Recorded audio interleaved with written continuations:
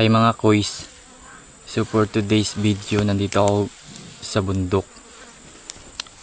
Alam niyo ba kung bakit nandito ako sa bundok? May gusto sana ako sa inyo guys sabihin eh.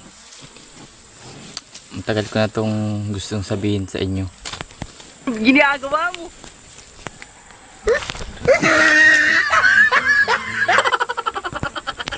Araw-araw kasi ako guys namumroblema dahil dito. Alam niyo yun? Bakit kaya? Bakit ang pugi ko?